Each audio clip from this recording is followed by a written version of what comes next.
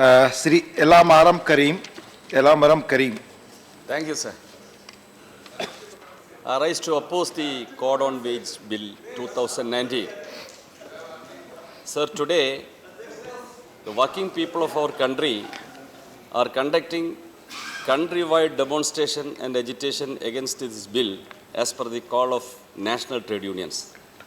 On the same day, the bill is coming to consider in this house, and it is moved by my friend and most respected labor minister, who is a popular leader and also very soft in nature. I am very sorry, sir. This is an action of challenging the working people of this country. This bill is an exercise of deception and betrayal engineered on the working people of the country, who are actually creating GDP, while most of others are enjoying a free lunch on the valley created by them. Sir, I oppose this bill, which totally ignored the unanimous recommendation of the Parliamentary Standing Committee on Labour on the identically some piece of bill which submitted its report before the Parliament in second half of 2018. I oppose this bill because in the name of submitting into it for wage or bonus related bills, it has most selectively incorporated some of the provisions from that bill, while diluting or removing others, focusing on the discretionary advantages of the employers class and their suburban government, thereby betraying workers' interests, trampling labor rights. Sir, it nakedly reflected the ugly obsession of the government only for ease of doing business at the cost of the labor and labor rights. The bill ignored most undemocratically the unanimous recommendations of and its direction of successively Indian labor conferences on 15th, 44th, 45th and last 46th in 2015, and related Supreme Court judgment in 1992 on concrete formula of fixation of minimum wage and the benchmark level to ensure human survival of workers. The successive governments at the center and states, including your government, were a party to such unanimous recommendations. But even then, the government refused to incorporate the same in the bill, despite recommendations of the Standing Committee to act in tandem to such unanimous recommendation of ILCs, thereby making the minimum wages fixation an arbitrary exercise by bureaucracy alone at the dictate of the government. I am sorry, at the dictate of the corporate big business lobby.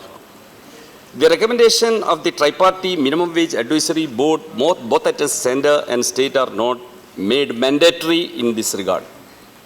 Whether the government is willing to accept it, they can accept or reject, thereby undermining the basic operational concept of the tripartism and mocking it down as its slogan, Sabka Saath, Sabka Vikas. Sir, this is corporate ka saath aur sabon ka binash. In this background, all talks of providing a floor-level national minimum wage in the bill has become absolute hoax. And the deceptive intention of the government comes to light when the Labour Ministry appointed an expert committee to make an exercise deliberately tampering the ILC recommendation for formulating minimum wages.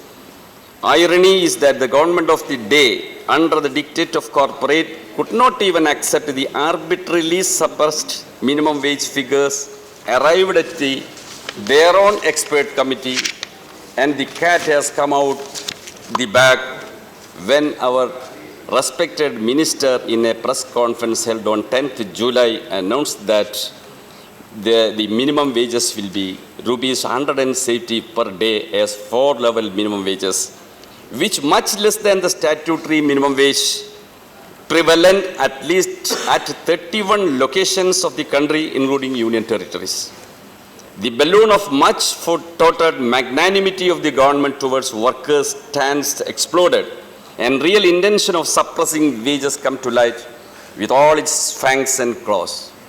Sir, despite concrete recommendations of the Standing Committee on Labour to remove the ambiguity in the definition of employees and workers in the bill, its usage in the operative part of the bill It was ignored in order to allow the employers a free hand to take advantage of this ambiguity and harass the workers, particularly those covered under Sales Promotion Employees Act and Working Journalists Act and some other acts also.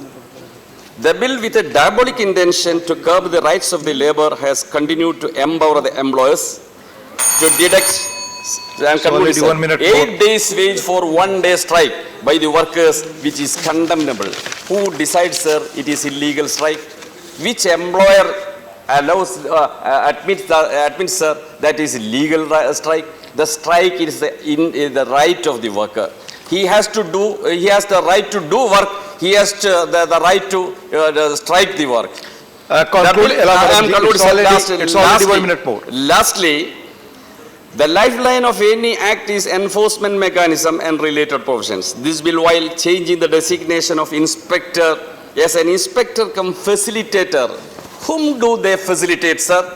And restraining their regular and routine mandatory duties for regular inspection to verify compliance of act by employers and allowing inspection only with prior permission for the highest level calling of other the appropriate government and speaker now. producer, virtually banned on, crippled the system of inspection itself, Conclude, thereby conclude. giving a complete Shri- blow by Shri to Manoj- strong Professor enforcement Manoj of the Kumar act Jha, itself, please. again Please, Manoj governed Kumar by Jha. their option आप बोलें? and ease of doing business. Manoj- Professor I Manoj have Kumar moved the Jha. concrete amendments to Please, this you bill. start speaking. And it is Manoj exercise Kumar of Jha, let him speak. It will not go on the record. Please speak.